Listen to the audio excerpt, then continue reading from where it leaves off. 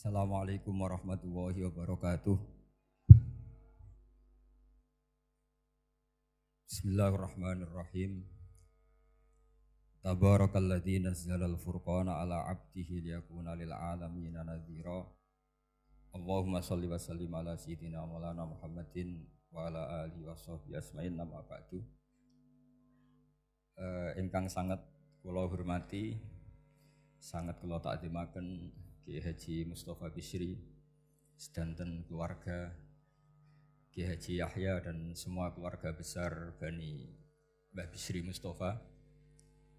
Ingkang sangat kula hormati Profesor Dr. Al Habib Said Aqil Al Munawwar.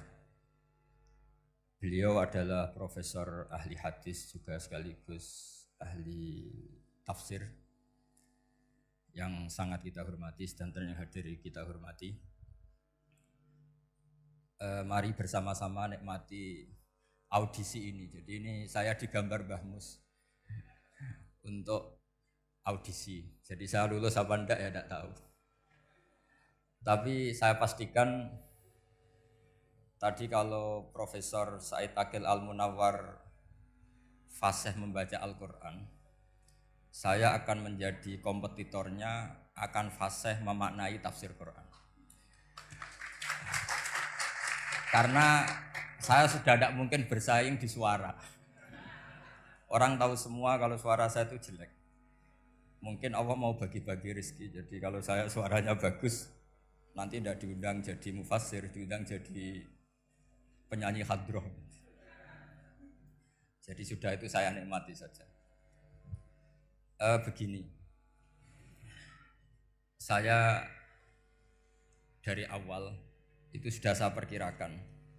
Jadi kalau nasib saya baik, itu kalau kalian tidak paham, itu akan ngomong gini, wah ilmunya Gus Bak tinggi, sehingga kita tidak paham. Itu kalau nasib sedang baik. Kalau nasib saya buruk, itu minim artikulatif, sehingga menjelaskannya bulat. Itu pasti nggak pinter orangnya, karena menerangkan saja tidak mudah difahami. Tapi kalau nasib sedang baik, sampeannya nggak paham, malah muji ilmu saya yang tinggi. Padahal kadang nggak memahamkan, memang rumusnya itu salah, sehingga bulat. Tapi insya Allah nasib saya malam ini baik.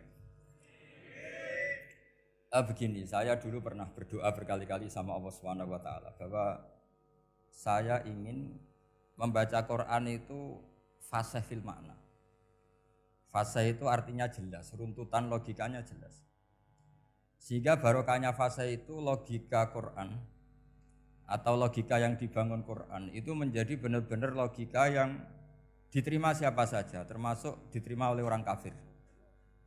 Kita tahu Umar itu masuk Islam sebelum mondok apa enggak pernah mondok?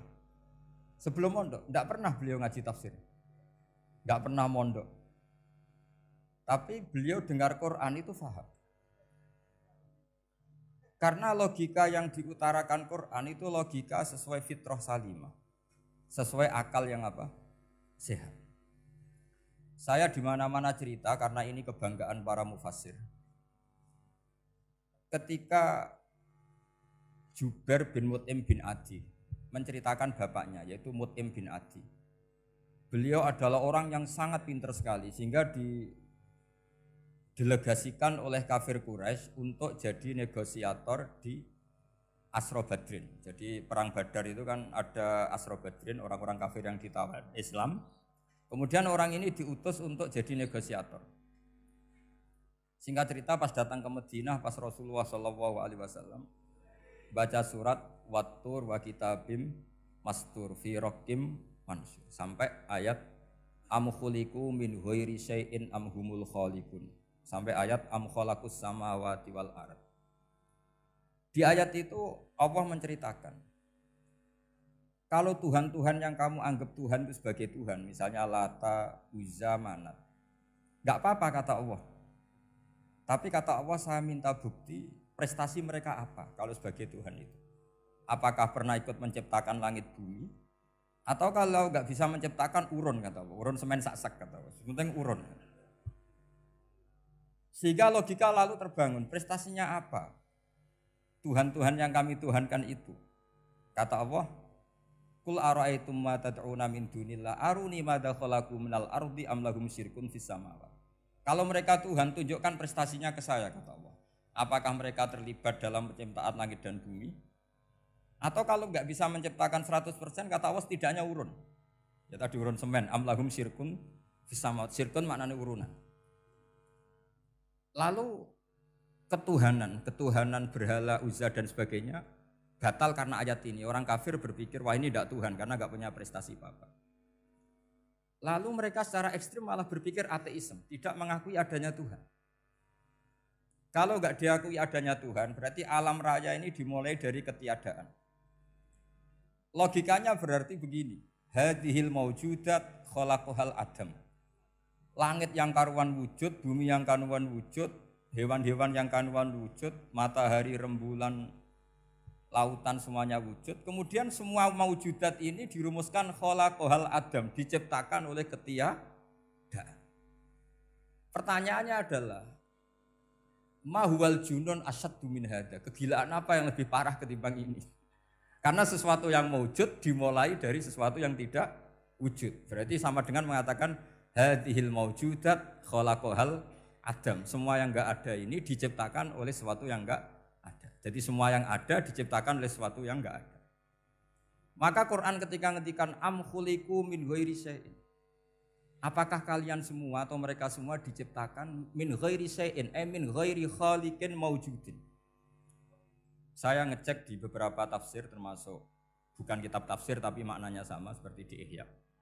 Masa alam raya seindah ini, seeksistensi ini, senyata ini kemudian diciptakan oleh sesuatu yang tidak ada. Mereka akhirnya mikir, ya harus diciptakan oleh sesuatu yang ada.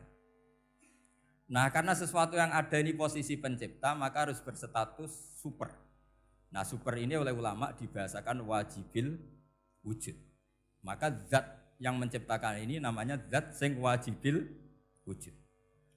Lalu wajibil wujud ini oleh Islam disebut Allah Subhanahu wa ta'ala. Kayak apa fasihnya Quran bikin logika? Atau orang yang jadi Tuhan itu yang mengklaim sebagai Tuhan? Itu juga mungkin, yang penting mewujud. Siapa itu? Fir'aun. Fir'aun itu mengaku sebagai Tuhan. Dia sudah sah dari segi dia wujud. Namanya orang wujud punya eksistensi, mungkin berkreasi. Saya ulang lagi, namanya orang wujud punya eksistensi, tentu mungkin berkreasi. Tapi pertanyaannya begini, ketika Musa tanya, pertama ditanya Musa, lalu kamu kalau menyembah selain saya, nyembah siapa? Kata Musa, Rabbul Alamin. Siapa Rabbul Alamin? Rabbus samawati wal ardi, yang menuhani langit bumi. Terus kata Fir'aun, tidak jawab, manggil Haman. Haman, kamu kan arsitektur, coba ibnili sorhal ali abluhul asbab. Ya Haman ibnili sorhal ali abluhul asbab. Bangunkan sebuah piramida yang tinggi, la'ali at-tali'u ila ilahi Musa, saya ingin melihat Tuhannya Musa. Lalu kemungkinan Tuhan di bumi, kata Fir'aun, ma'alim tulakum min ilahin ghairi. Kemana-mana saya melihat yang jadi Tuhan saya. Musa ngerti kalau Fir'aun ini pekok cara bahasa Jawa itu. Itu menerangkan sifatnya Allah itu dengan sifat yang sederhana, tapi justru dengan sederhana ini Fir'aun tidak bisa jawab. Terus Nabi Musa ganti argumentasi, Rabbukum wa Rabbu abaikumul awalin. Yang nuhani nenek moyang kamu, leluhur kamu. Itu terperangah, kagetnya bukan main Fir'aun. Karena para umatnya, para punggawanya lalu berpikir, kalau ini Tuhan, berarti buyut-buyutnya enggak ada Tuhan. Kan Tuhannya datang terlambat. Makanya Pak Jokowi kalau dituduh PKI enggak terima. Saya ini lahir tahun berapa gitu. Pas ada PKI itu masih 4 tahun. Masa ada PKI balita? Ini enggak, ini ada Tuhan balita, Tuhan terlambat. Pertanyaannya adalah kalau Fir'aun itu Tuhan, lalu bapaknya, mbahnya, buyutnya Tuhannya siapa? Makanya ketika Allah disifati Nabi Musa, Rabbukum wa Rabbu abaikumul awalin. Yang nuhani nenek moyang kamu, itu kagetnya bukan main. Dan semenjak itu banyak punggawa Fir'aun yang iman. Ini yang akhirnya nanti jadi waqala rajulun mu'minum min ali fir'auna yaktumu imana. Atau yang menjadi ayat wajaa rajulun min aqsal madinati yas'a. Kenapa mereka menjadi iman? Karena logika Fir'aun Tuhan itu gugur, runtuh. Bisori khil hujjah, dengan logika yang sangat transparan. Jadi ini perlu belajar tauhid. Jadi kalau sampean sudah kalah suara, jangan kalah logika. Kalau sudah kalah suara, kalah logika, jangan kalah tinggal mendengar saja kok tidak paham bambune gitu. Jadi ini sering saya utarakan. Makanya banyak ulama mengatakan fasihu ibaratil Quran itu bukan sekedar notnya atau sajaknya kalau boleh dibilang saja. Tapi karena runtutan cara berpikirnya. Maka kelihatan sekali di tema-tema Quran. Ketika nyifati Allah Rabbus samawati wal ardi tidak mengalahkan Fir'aun, justru dengan sifat yang ringan Rabbukum wa Rabbu abaikumul awalin bisa mengalahkan Fir'aun. Nah, kenapa sekarang orang tidak fasih baca Quran? Karena tadi perangkat itu tidak cukup. Saya berkali-kali matur, juga sering matur Mbah Mus. Saya itu masih belajar Al-Ibris, Mbah Misbah, Marbawi, semua khazanah tafsir, baik yang bahasa Jawa, bahasa Melayu itu masih saya pelajari. Termasuk saya pelajari lughatnya. Mulai lughat yang setengah benar sampai macam-macam. Saya tadi matur sama Profesor Said Aqil Al-Munawwar. Memang bacanya harus urut Said Aqil Al-Munawwar. Karena sekali salah Said Aqil Sirat. Sebenarnya enggak apa-apa, ini sama-sama orang alim. Cuma enggak tahu nasib di publik ini, enggak tahu saya ya, macam-macam lah gitu. Namanya orang banyak. Enggak usah dijelaskan. Tapi semuanya baik. Saya pernah ketemu Pak Said Aqil Sirat itu bilang gini, Gus, orang jadi wali itu sebabnya dua. Mungkin kalau kayak jenengan banyak pecintanya, yang doakan banyak. Kalau saya banyak yang benci, wah itu ngilangi dosa gitu kan. Batinku dasar wong alim bener woy. Jadi beliau nikmati memang itu. Karena mbah-mbahnya beliau itu sama dengan mbah saya yang dari keluarga Kudus. Buyut saya itu kakaknya buyutnya Pak Said Aqil. Jadi makanya jangan pernah benci orang alim. Orang alim bulet atau kayak opo itu masih saja punya alasan.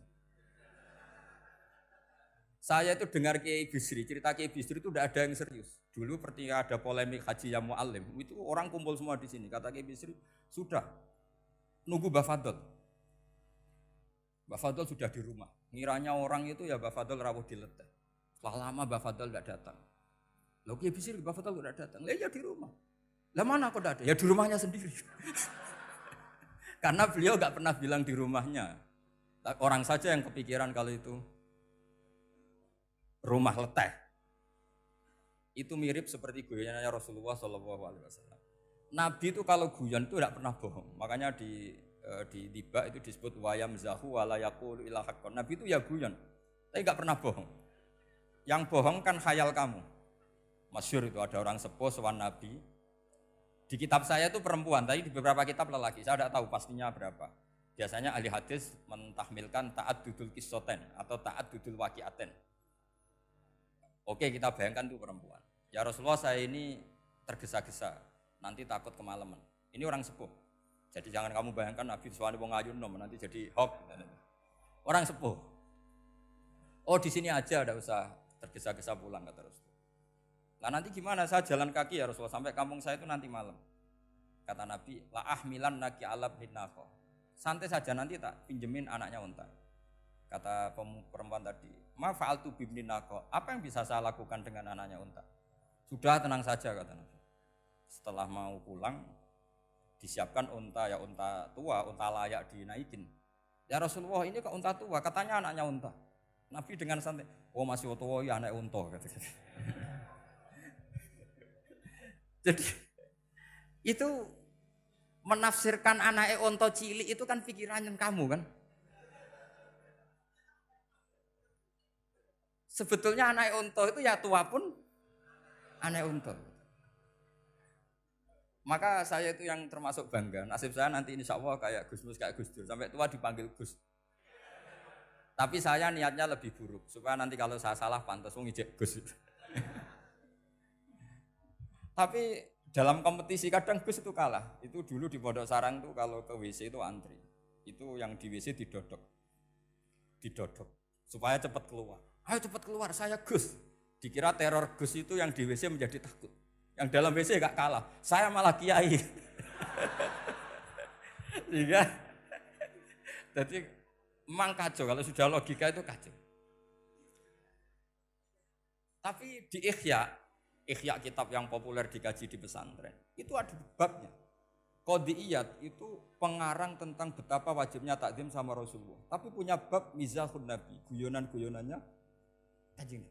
Cuma Nabi seninya tadi, wala yaqulu illa haqqan. Meskipun guyon itu enggak pernah bohong, itu butuh seni itu. Bohong guyon tapi tidak pernah bohong. Tapi umatnya ada saja yang pernah niru, ya termasuk Ki Bisri tadi. Sudah nunggu Mbah Fadl, sudah di dalam.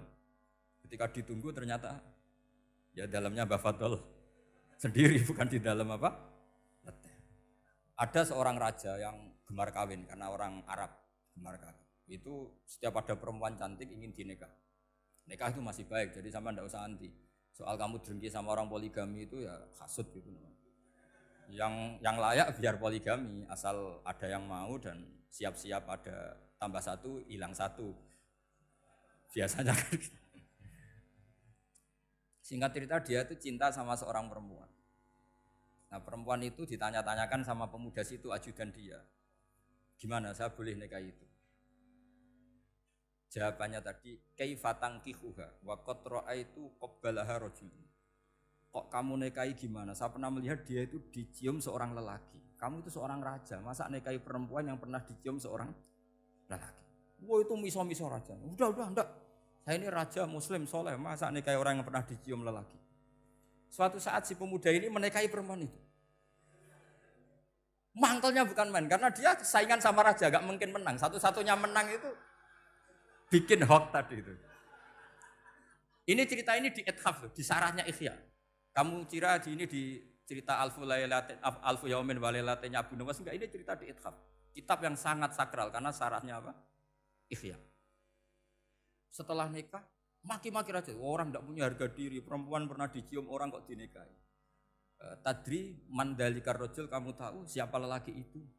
Gua abuha, yaitu bapaknya. Oh terrajan wasem, enggak ngerti gitu. Jadi apa? Kiai-kiai dulu itu rileks. Sehingga saya datang ke sini ketika diminta sama Mbak Mus. Sebenarnya enggak diminta, diperintahkan. Karena pasti pakai agak-agak otoriter gitu. Karena di atas kita, jauh di atas kita. Mbah Mun guru saja manggil beliau Lek. Karena kita tahu Mbah Mus punya ibu, ibunya itu binti Khalil Harun. Mbah Khalil itu, saya punya manakibnya banyak tentang Mbah Khalil Harun. Jadi beliau itu adiknya Umar Harun. Mbah Umar Harun itu dulu alim-alimnya Ki Sarang, setelah Mbah Ghazali itu Mbah Umar Harun. Termasuk Mbah Khalil Harun yang ngaji sama kakaknya Umar Harun. Setelah beliau alim alama, singkat cerita setelah menyelesaikan pendidikan, pindah ke Kasingan itu dibawain santri oleh kakaknya namanya Umar Harun. Nah Mbah Harun itu punya istri namanya Mbah Sinto, itu saudaranya Mbah Ghazali. Makanya Mbah Mun manggil Mbah Mus itu Lek, karena Mbah Mun ke Mbah Ghazali itu Mbah Mun Nyai Mahmudah binti Ahmad. Ahmad ini bin Su'aib. Su'aib ini juga menantunya Mbah Ghazali. Terus Mbah Ghazali, berarti Mbah Mun dari Mbah Ghazali generasi kelima. Kalau Mbah Mus kira-kira ya Mbah Mus, Nyai Bisri, Mbah Khalil. Nah Nyai Sinto ini sudah saudaranya apa? Mbah Ghazali. Berarti Mbah Mun dengan Gus Mus itu kalah satu tokoh di urutan nasab. Makanya manggil apa? Lek. Tapi Mbah Mus orang baik, tidak pernah manfaatkan itu. Yang sering manfaatkan Mbah Nawawi itu. Karena pernah sepuh itu, wah sembrono kalau sama saya itu. Saya di mana-mana itu digosipkan murid beliau. Ya saya ikhlas saja, itu satu-satunya harga diri Mbah Nawawi, ya saya ikhlas. Saya ikhlas-ikhlasnya. Jadi karena memang saya manggil beliau juga memang pernah nyembah. Buyut saya kandung itu namanya Maimunah, itu mbaknya Mbah Dowi. Jadi saya ini juga Bani Lasem. Buyut saya kandung namanya Maimunah, istrinya Mbah Umar bin Arabi. Melahirkan mbah saya sampai ibu saya sampai saya. Saya teruskan. Jadi cobalah Quran itu dibaca secara fasih. Kalau ingin baca fasih caranya gimana? Kamu harus belajar balaghah, belajar lisanul Arab, belajar mantek, belajar logika. Nah, kalau logika itu tidak sampai, cari muhalnya. Ini fatwanya Said Robdon Al-Buti, juga fatwanya semua ulama usul fikih. Saya ulang lagi ya, kalau logika kamu nggak paham, cari sisi muhalnya. Saya ulang lagi, cari sisi muhalnya. Misalnya kamu angan-angan tentang Allah nggak dok. Sedurunge Allah iku sapa? Misalnya kamu angan-angan gitu. Sama agama tentu itu dilarang, tapi orang filsafat tetap saja nyari itu. Lalu hentikan pencarian itu, yaitu tadi katakan saja hadhil maujudat yastakhilu ayyakhluqahal adam. Sesuatu yang maujud tentu enggak mungkin disebabkan oleh sesuatu yang tidak ada. Fa innal adama la yu'athiru aslan wala yakhluqu aslan. Namanya sesuatu yang enggak ada pasti tidak berstatus pencipta. Namanya saja enggak ada. Akhirnya la buddha min ayyasbiqa hadzal alam maujudun. Maka alam ini harus didahului sesuatu yang maujud. Lah maujud ini yang oleh Islam disebut Allah Subhanahu wa taala. Sudah selesai di sini. Tinggal delok TV, tinggal ngopi, turu sampai setannya setruk karena nunggu mau bikin was-was itu lagi. Loh saya itu termasuk kiai paling sering lihat sinetron. Kadang ya lihat Mak Lampir itu sering sekali. Sampai istri saya itu protes, Gus, dengan kata orang banyak orang alim kok senengane delok Mak Lampir. Karena setan mau menggoda saya tentang berpikir Allah. Jadi dia ngenteni. Iku malah mikir Mak Lampir gitu. Setelah lihat Mak Lampir biasanya saya itu lapar, terus makan. Habis makan tidur. Setannya masih nunggu mau was-was. Ternyata saya habis bangun ngopi lagi. Kadang lihat berita orang ditangkap KPK, macam-macam.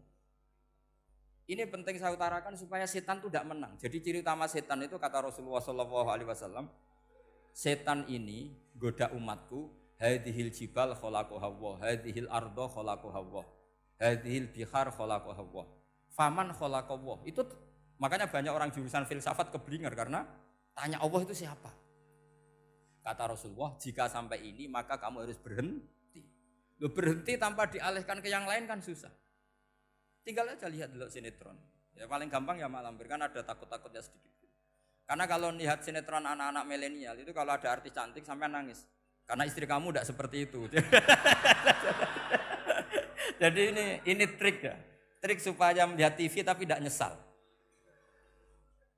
Makanya saya milihnya Angling Darmo, Mak Lampir. Ya saya nggak mikir maknanya, butuhnya setan ben mangkol gitu. Karena ngenteni saya mikir itu ternyata tidak mikir itu lagi. Jadi makom saya itu beda, sama-sama lihat sinetron. Mungkin saya jadi wali karena lihat sinetron. Mungkin ya. Makanya banyak wali itu gak bisa diduga. Banyak orang jadi wali itu justru karena makan.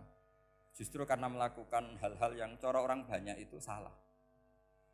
Itu Abu Yazid Al-Bustami itu pernah tanya sama Allah. Kamu gak usah bayangkan caranya tanya gimana. Enggak wali ya enggak tok. Sudah enggak usah tanya itu. Tanya gini, ya Allah, orang sesregep saya dalam ibadah sedekat ini sama jenengan. Lalu saingan saya dekat jenengan masuk surga itu siapa? Sama Allah ditunjukkan orang yang tidur, itu tidur. Ya teman kamu yang tidur di kamar. Enggak terima Bu ya, ini gimana kok bisa setingkat saya orang yang tidak tidur gitu. Yang saya ibadah terus istighfar terus. Tapi jawabannya Allah nih, woe ibadah terus itu mergo wedi aku. Jadi kan nganggep aku itu rodok-rodok jahat gitu. Iki tuh ratu mergo yakin aku apian, mulane ditinggal turu. Jadi sampean jangan tiru makom saya ketika tidur. Itu punya kelas khusus. Tapi jangan tiru, ini cerita saja, sampean ndak harus niru.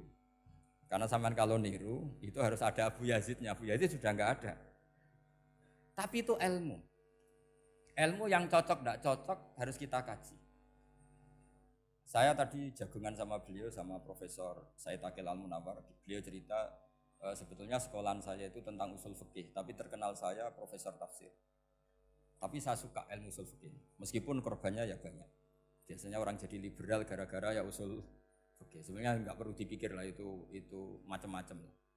Begini, dalam usul fikih yang mainstream itu kan ada hukum wajib, haram, ya makruh, terus macam-macam lah. Termasuk ada mubah. Mubah itu boleh dilakukan, boleh ditinggalkan. Dalam ilmu usul fikih sebetulnya definisi mubah boleh dilakukan, boleh ditinggalkan itu salah. Karena begini, setiap Anda melakukan sesuatu yang mubah, pasti di saat itu meninggalkan sesuatu yang haram. Saya ulang lagi ya. Itsma min mubahin illa wa yatahaqqaqu bihi tarku haramimma. Semua teks di Lubul Usul seperti itu. Memang saya hafalkan karena ini cara saya jadi wali yang mudah murah. Itsma min mubahin illa wa yatahaqqaqu bihi tarku haramim ma. Fayatahaqqaqu bisukun tarkul qatli wa bisukut tarkul qadzaf. Terus beliau membuat sekian contoh. Hukum mubah itu kata ulama yang lain kan boleh dilakukan, boleh ditinggal. Itu tidak benar. Mubah itu ya wajib. Karena setiap kita melakukan mubah maka saat itu berarti kita meninggalkan barang haram. Coba orang tidur itu artinya apa? Tidak zina, tidak maling, tidak selingkuh, tidak mabuk. Sampean di pondok nikmati jagongan, rokokan, ngopi. Artinya nikmati rokok, nikmati kopi. Tidak menikmati tontonan di bar. Makanya kita berharap malaikat itu belajar usul fikih sehingga ketika kita rokok di pondok dilihat hada taroka melihat bar, wahada taroka melihat dangdutan, wahada. Jangan sampai malaikat bilang gini, dasar kere rakra delok. Itu repot kalau sampai begitu. Nah, kalau mubah itu artinya tarkul haram. Tarkul haram itu wajib apa sunat? Wajib kan? Berarti setiap orang melakukan mubah hakikatnya melakukan wajib dan itu artinya dapat pahala. Salah sampean ngajine ra khatam, dadi nglakoni mubah ku mengira tetap mubah. Maka berbahagialah orang yang ngajinya khatam. Makanya setahu saya kiai-kiai Mbah Mun ya sering guyon. Setahu saya Mbah Mun kalau ketemu Mbah Mus ya guyon terus. Guyonnya ini adalah waminal qutbi kata Imam Ghazali. Qutbu hadaddin al-istildad bil mubahat. Poros agama ini pada akhirnya adalah nikmati sesuatu yang dibolehkan Allah Subhanahu.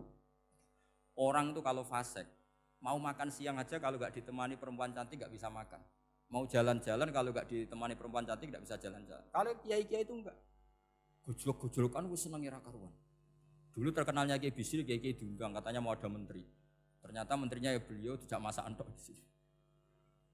Karena maknanya menteri itu pembantu presiden. Semua kita adalah bantu presiden terlaksananya kedamaian itu. Loh iya kan? Saya berkali-kali ngomong di mana-mana. Apa artinya menteri pertanian kalau kita tidak nanam padi? Mbok pinternya kayak apa tetap nggak ada ketahanan pangan.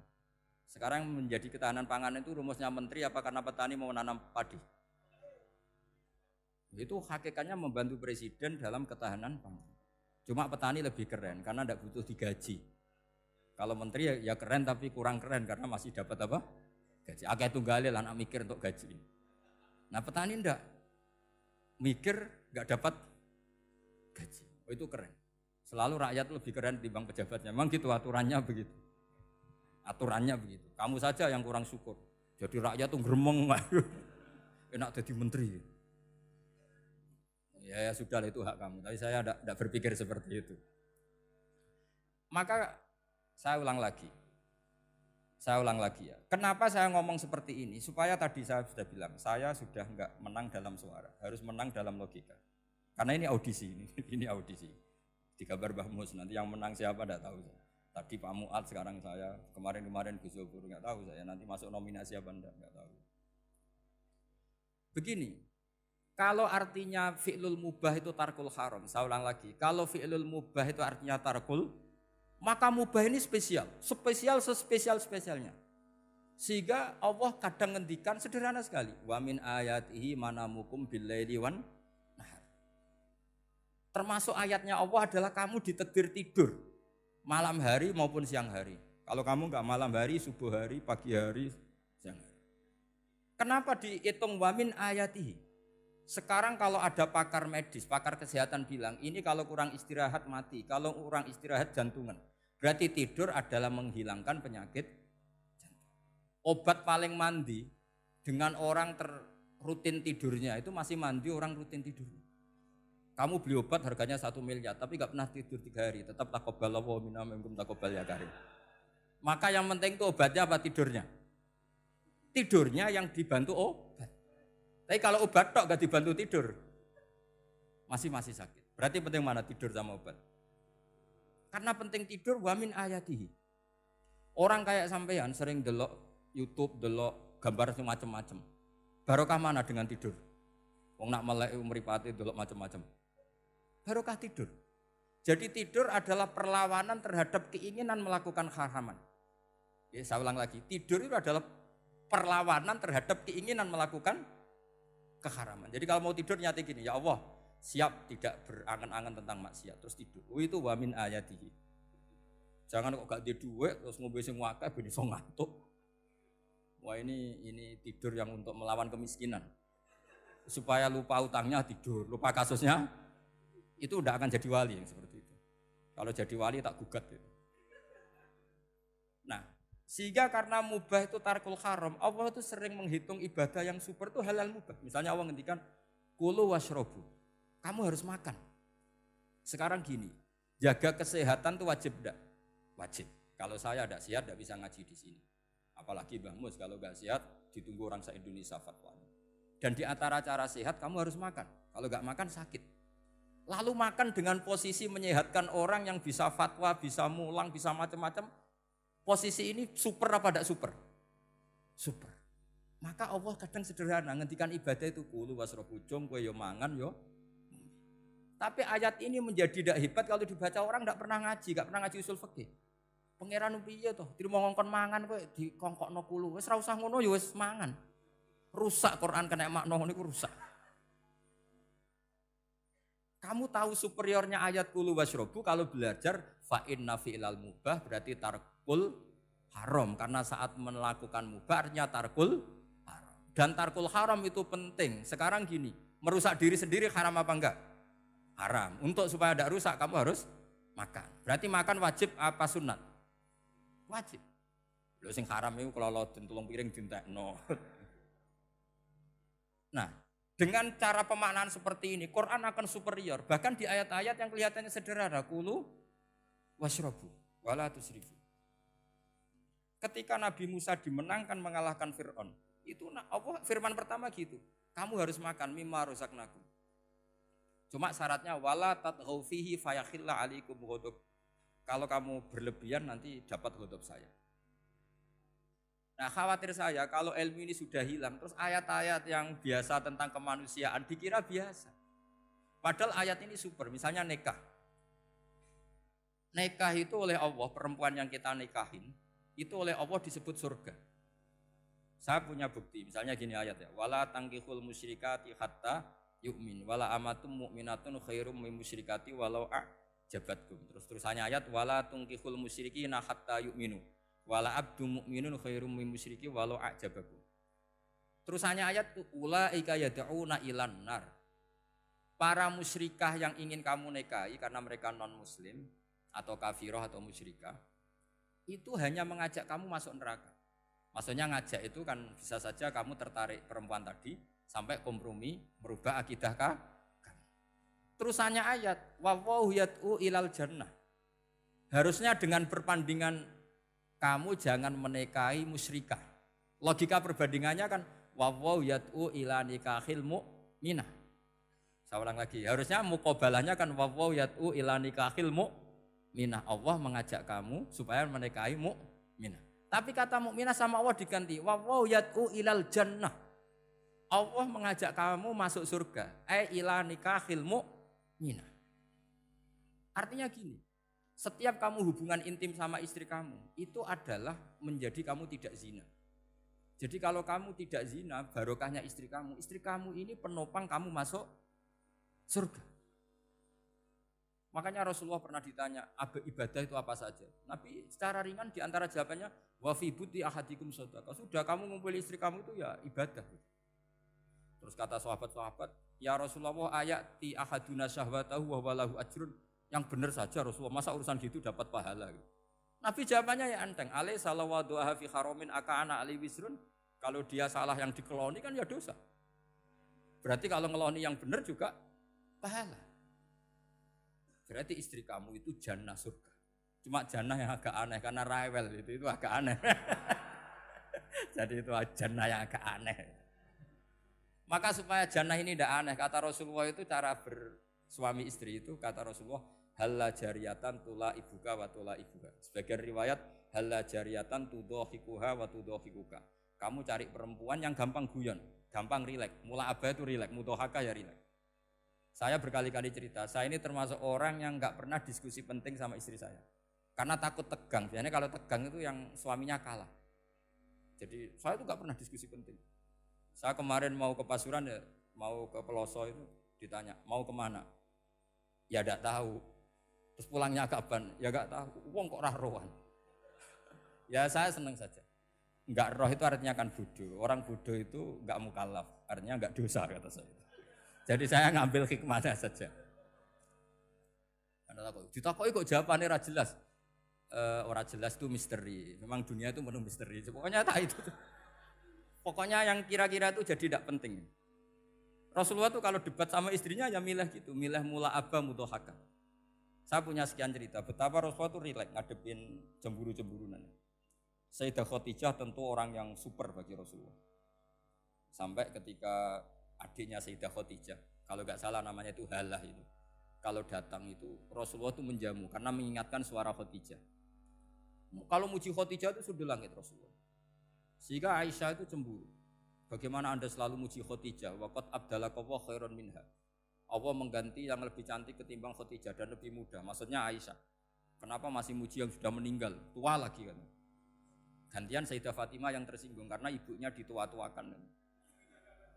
Itu ketika Fatimah cemburu, mangkelnya sama Sayyidah Aisyah. Mangkel manusiawi loh. Enggak usah kamu jadi Syiah terus benci Aisyah itu. Karena kalau kamu jadi benci Aisyah berarti kamu nganggap Aisyah itu salah. Dan itu efeknya di Rasulullah, berarti Rasulullah milih istri yang salah. Makanya kita ini madzhabnya ahli sunnah. Abu Bakar tidak mal'un. Kenapa tidak mal'un? Kalau kamu bilang Abu Bakar mal'un berarti Rasulullah salah pilih teman. Umar tidak mal'un karena Rasulullah pasti milih teman yang benar. Begitu juga milih istri yang benar. Dalilnya tidak usah jauh-jauh. At-thayyibatu lit-thayyibi. At-yabut thayyib tentu Rasulullah. Berarti istrinya pasti thayyibah.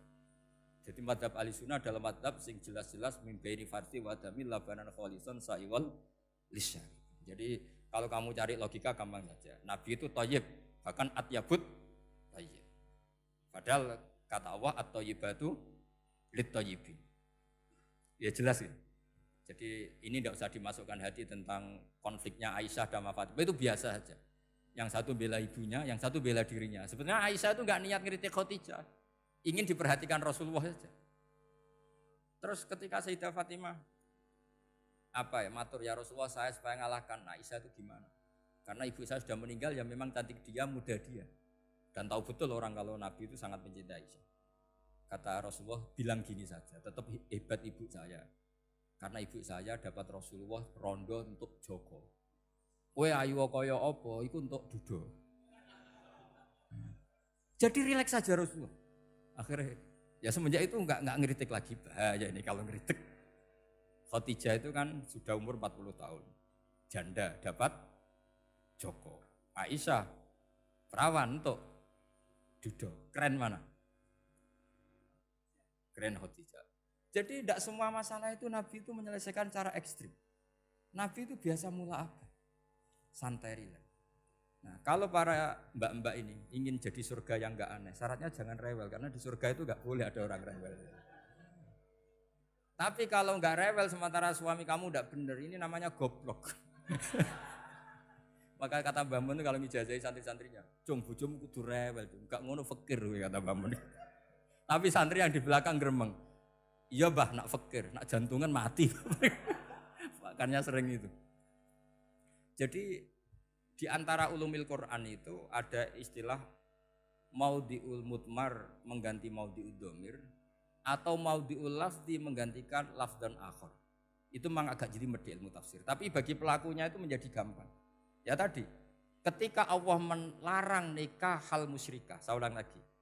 Ketika Allah melarang nikah hal musyrikah, normalnya perbandingannya kan wallahu yad'u ila nikahil mu'minah.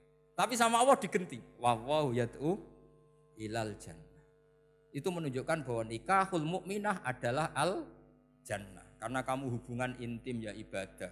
Diwamuk kowe sabar ya ibadah. Nafakoi ya ibadah. Neng-nengan kejahatan senjata juga ibadah. Seru Kang, neng-nengan itu seru. Karena memang di antara sistem tubuh kita itu butuh masa-masa jeda. Itu mari cerdas. Karena tubuh kita ini tidak hanya butuh seneng, tapi juga butuh susah. Susah itu melahirkan kearifan. Jajal bojomu tahu minggat, mesti kearifan kamu meningkat. Jadi minggat itu ya penting. Nikmati saja. Udah ini saya enggak ngajari keburukan. Memang seperti itu. Nah saya berharap ilmu usul fikih ini tidak boleh hilang. Karena dengan ilmu usul fikih kita tahu mubah adalah tarkul haram dan tarkul haram adalah wajib. Maka Allah sering sekali membicarakan sesuatu yang mubah itu superior. Kayak tadi wa min ayatihi manamukum billaili wan nahar. Termasuk ayatnya Allah adalah kamu itu tidur. Cara berpikir tadi, kalau saya tidak tidur sakit, kalau sakit habis biaya banyak. Sementara tidur hanya butuh seperti ini. Betapa baiknya Allah dengan tidur bisa menjaga kesehatan yang kalau tidak dijaga berbiaya tinggi. Berarti hadan naumu naumul ibadah.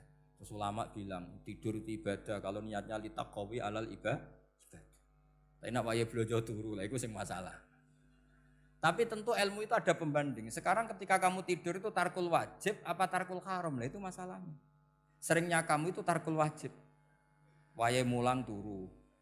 Wae ngantor wong kerja turu. Lah itu tarkul haram apa tarkul wajib? Tarkul wajib. Kalau tarkul wajib berarti status tidur kamu haram. Sudah pinter ini sudah maju ini sudah maju. Jadi saya belajar usul fikih lagi-lagi karena untuk menjadi mufassir itu harus menguasai balaghah, menguasai usul fikih, menguasai lisanul arabi. Nah, lisanul arabi yang sering saya contohkan berkali-kali. Saya punya kitab namanya Ar-Risalah. Orisinil karangannya Imam Syafi'i. Saya baca beberapa kali khatam. Juga saya beberapa kali bacakan santri. Itu kalau memaknai Quran secara lisanul arabi itu gampang sekali.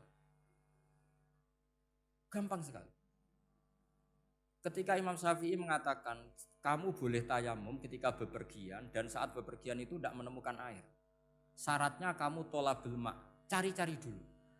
Ketika ditanya sama ashabus Syafi'i, kenapa harus cari-cari dulu? Jawabannya enteng. Li'anna Allah ta'ala yaqul falam tajidu ma'an wala yuqalu liman lam yatlub lam yajid. Karena Allah ngendikan kemudian kamu tidak menemukan air. Di mana-mana tidak menemukan setelah mencari. Kalau belum mencari namanya tidak tahu. Jadi dari kata falam tajidumaan kemudian kamu tidak menemukan. Tidak menemukan berarti apa? Setelah mencari.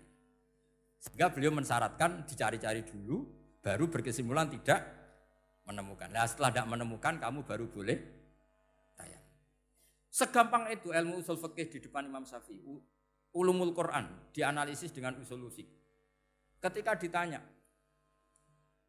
kenapa Anda mensyaratkan nikah itu pakai wali? Ayatnya apa? Kalau hadisnya jelas, la nikaha illa biwaliyin mursidin. Ayatnya apa? Imam Syafi'i secara enteng baca ayat fala ta'duluhunna ayyankihna azwajahunna idza taradau bainahum bil ma'ruf. Jika wanita yang kamu waleni, saya ulang lagi, jika perempuan yang kamu walikan, misalnya kamu punya anak yang umur 20 tahun ingin nikah sama seseorang. Sing seseorang ini layak. Ya misalnya kiai ya apal alfiyah. Tadi kata Mbah Mus itu muridnya Mbah Khalil itu alfiyah diwolak-walik apa.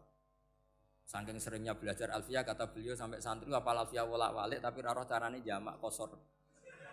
Karena dulu pondoknya mau pondok nahwu. Jadi kayak di ngelirap itu. Tonggone nganti apal fa'ala yaf'ulu fa'lan. Cinone weh apal saking bedino itu ujiane ra selawatan fa'ala yaf'ulu fa'lan wa ma fa'lan wa fa'ilun. Jadi pondok ya macam-macam. Itu saya tadi sampai mana itu? Tentang apa? Wali nikah tadi. Di bab fikih, saya ulang lagi di bab fikih. Itu kata Allah, jika perempuan yang kamu walikan itu ingin nikah, fala ta'duluhunna, jangan kamu larang. Kata Imam Syafi'i, kalau seorang wali tidak punya hak mewalikan, maka larangan jangan menghalangi itu tidak ada gunanya. Misalnya gini, Zaid itu tidak punya utang saya ulang lagi, Zaid tidak punya utang saya. Memang ini ilmu logika, Zaid tidak punya utang saya. Terus sampean bilang ke saya gini, Gus Bah, Zaid ojo tageh. Itu omongannya wong aneh apa enggak? Aneh kan? Tapi kalau Zaid punya utang saya 1 juta, terus kamu menasihati saya, Gus Zaid ojo tageh. Benar apa enggak? Wali itu punya hak melarang. Saya ulang lagi, wali berarti punya hak melarang putrinya tidak nikah. Sehingga diperintahkan Allah, kamu jangan pernah melarang. Berarti punya hak melarang. Kayak tadi, Gus ojo tageh, berarti aku dia hak nageh. Misalnya otoritas bandara ATR, pesawat Boeing sekian-sekian Lion bolehkan landing di sini. Karena operatornya punya hak melarang, juga punya hak mengizinkan. Tapi kalau orang lain kamu bilangin, pesawat Lion nggak boleh landing di Semarang. Orang lain yang nggak terkait dengan otoritas itu, aneh nggak omongan itu? Aneh. Kalau wali dilarang menghalangi perempuan ingin nikah harus memberi izin maksudnya, maka berarti wali punya hak menikahkan. Paham yang saya maksud? Makanya Imam Syafi'i mensyaratkan seorang perempuan yang nikah harus pakai wali. Jadi segampang itu. Kitab Ar-Risalah menerangkan ulumul Quran. Dan dalam banyak hal ulama dulu itu, makanya saya tadi berjanji, karena Quran itu bisa kamu baca fase, kamu dengerin suara enak ya enak, kamu dengerin logika yang enak ya enak. Jangan sampai kamu udah dua-duanya. Suaranya sudah ada enak, logikanya tidak enak, itu kacau namanya. Ketika Imam Syafi'i ditanya, bagaimana hukumnya uzubah? Uzubah itu gak nikah. Padahal ada hadis waman rohiba an sunnati falesa. Kata Imam Syafi'i ya gak apa-apa. Kenapa? Fa inna Allah ta'ala dzakara 'abdan sholihan wa qala wa sayyida wa hasura wa nabiyya minas sholihin. Allah menyebut nabi yang soleh, dan di antara nabi yang soleh itu ada yang berstatus hasur. Hasur itu tidak ada keinginan sama perempuan, akhirnya tidak nikah. Berarti tidak nikah itu boleh karena ada nabi yang tidak nikah. Segampang itu dulu. Saya punya kitab, saya ini baru gencar-gencarnya kampanye kitab Syajaratul Ma'arif. Karena memang kitab itu bagus, menurut saya simpel dalam memahami Quran. Jadi anggap saja ini bentuk penghormatan saya sama Ki Bisri yang sudah mengkhidmai, mengenalkan ulumul Quran lewat tafsir Al-Ibris. Yang Ki Misbah punya tafsir Al-Iqlin. Memang dua beliau itu kalau yang satu ngarang terjemah Alfiyah, yang satu yang ngarang satu. Ini dua kutub yang berbeda, yang satu sangat rileks, yang satu sangat seperti itu. Nggak usah diterjemah nanti jadi repot. Itu ulumul Quran yang ditulis Syajaratul Ma'arif itu gampang sekali. Misalnya begini, beliau bikin judul Babun Nafil Ibad Bikullil Bilad. Bab seseorang harus manfaat kapan saja dia berada. Itu terus beliau qala ta'ala wa ja'alani mubarakan ainama kuntu. Ciri utama para nabi itu ngendikan wa ja'alani mubarakan ainama kuntu. Saya dijadikan di mana-mana itu berkah. Jadi seseorang hidup harus di mana-mana manfaat. Terus ketika beliau ngendikan babun la yutrakul haqqu li ajril batil, bahwa kebenaran tidak boleh ditinggalkan hanya karena ada banyak kebatilan. Beliau terus ngendikan inna sofal marwata min sya'airillah faman hajjal baita wa atamara fala junaha alai ayat tawafa bihim. Jadi di Sofa itu ada berhala namanya Isaf, di Marwah ada berhala namanya Nailah, atau sebaliknya pokoknya Isaf dan Nailah. Terus sahabat kalau mau sa'i itu merasa dosa karena harus melewati berhala-berhala itu. Sehingga mereka tanya, ya Rasulullah, saya ini tetap tawaf enggak? Padahal di tempat-tempat itu ada berhala. Terus kata Allah, tetap tawaf. Nah, tetap tawaf ini artinya apa? Melakukan barang hak meskipun di situ banyak kebatilan. Itu manhajnya para orang-orang alim kita. Mbah Mun, Mbah Mus itu ya berkawan sama orang yang macam-macam. Kamu tidak usah ngeritik. Itu fikihnya sudah kelas tinggi. Fikihnya tuh la yutrakul haqqu li ajlil batil. Saya di mana-mana cerita. Saya punya kitab namanya Khilyatul Auliya wa Tabaqatul Asfiya. Itu syarat kamu kalau daftar wali harus punya kitab itu. Khilyatul Auliya wa Tabaqatul Asfiya. Itu karangannya Abu Nu'aim Al-Asfihani. Kitab itu yang jadi indukan Ihya ketika menyebut manaqibul akhyar. Kita tahu Ihya kalau bab tasawuf mengikuti Kutil Qulub yang dikalang Abu Thalib Al-Makki. Kalau fikih tentu beliau mengikuti Imam Haromen gurunya, yaitu kitab Nihayatul Matlab fi Dirayatil Madhab. Kalau manaqibul akhyar beliau mengikuti kitab Khilyatul Auliya. Dan mengikuti itu penting kalau dalam tradisi kiai. Enggak boleh seorang kiai kok mikir sendiri, namanya mustakil. Kalau mustakil itu mubtadi', bikin tatanan baru dalam agama. Justru ulama itu harus niru sebelumnya karena sanad itu harus musalsal, enggak boleh. Imam Syafi'i bilang haram terus kamu bilang halal. Terus murid kamu bilang makruh.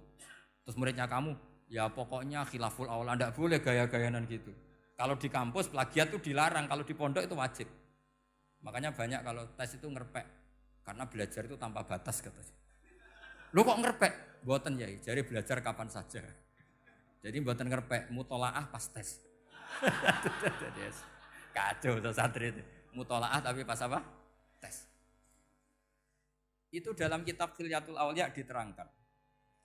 Uniknya rawinya itu siapa? Sufyan bin Uyainah, orang yang sangat khusyuk, gurunya Imam Syafi'i. Kita tahu Imam Syafi'i punya guru zaman di Mekah itu namanya Muslim bin Khalid Az-Zanji. Dalam hadis ngikuti Sufyan As-Sawri sama Ibnu Uyainah. Tapi beliau intisabnya lebih ke Imam Malik ketika ngaji apa? Muwatta. Terus beliau punya guru usul fikih namanya Muhammad bin Hasan Asy-Syaibani. Itu Sufyan bin Uyainah dalam kitab itu diceritakan. Pernah suatu saat Isa sama Yahya. Ini supaya saya tahu fikihnya Mbah Mun, fikihnya Mbah Mus. Isa sama Yahya itu satu nabi yang sama-sama muda, yang satu angkatan. Saya berkali-kali cerita, nabi yang satu angkatan itu ada 3. Tapi yang 2 ini enggak level, yaitu Ibrahim dan Lut. Tapi enggak level karena Lut itu adalah pernah keponakan siapa? Ibrahim. Musa dan Harun, tapi Harun itu enggak levelnya Musa karena dia jadi nabi berdasar proposal Nabi Musa. Jadi Nabi Musa itu alsak, agak pelak. Sehingga beliau kalau menjelaskan kesulitan, terus pakai jubir. Makanya kemarin-kemarin itu ada wali yang kalau ngomong pakai apa? Jubir. Akhirnya Nabi Musa ngendikan apa? Waj'alli waziran min ahli Haruna akhi usdud bihi azri wa asyrikhu fi amri. Ya Allah, saya ini lisannya agak pati fasih. Tolong Harun sing huwa afsahu minni lisanan. Yang lisannya lebih fasih tolong jadikan nabi. Sama Allah dituruti, Harun jadi apa? Nabi. Tapi yang dapat wahyu Musa, jadi dia hanya jubir. Makanya seangkatan tapi tidak level. Yang seangkatan level itu hanya Yahya dan Isa. Nabi Isa kita tahu berstatus wa yukallimun nasa fil mahdi wa kahla. Jadi mulai kecil sudah pinter. Nabi Yahya ya enggak kalah keren. Ya Yahya khudil kitab bi quwwah wa atainal hukma sabiyah. Ketika kecil sudah pinter. Jadi ini rivalitas dalam ilmu. Makanya khilaf itu penting. Jangan gontok-gontokan, berarti ora tau ngaji. Khilaf itu penting. Nabi Yahya itu kalau jalan-jalan sampai Nabi Isa, itu yang Nabi Yahya mesti tanya, aina khiyarun nas, rumahnya orang baik mana? Saya mau nginep di situ. Mesti tanya gitu kalau di satu perkampungan yang beliau-beliau sedang jalan-jalan. Tapi kalau Nabi Isa tanyanya aneh, aina syirarun nas, wong sing elek-elek manggone nang ndi? Akhirnya ini kan terjadi debat, tapi karena sama nabinya ya enggak debat kusir terus kubu-kubunan kosong berapa sama kosong berapa, enggak, ini sama. Ya sama-sama kosong-kosong, sama-sama orang ikhlas itu kosong-kosong. Sama lama terus debat kecil. Kenapa kamu tanya aina khiyarun nas? Mana orang-orang baik? Jawabnya Nabi Yahya, ya kumpul orang baik itu enak, nyaman, teduh, enak lah. Nah kamu kenapa kok tanya mau nginep di aina syirarun nas? Ana nabiyun, ana tobibun, udawil mardo. Saya ini dokter, nabi itu dokter. Di mana-mana dokter menyembuhkan yang sakit. Kalau Anda peneliti penyakit, cari daerah yang banyak endemik penyakit apa yang daerah sehat? Daerah yang kena endemik penyakit. Tapi problemnya Anda sendiri berpenyakit dan kalau ke situ tambah nemen.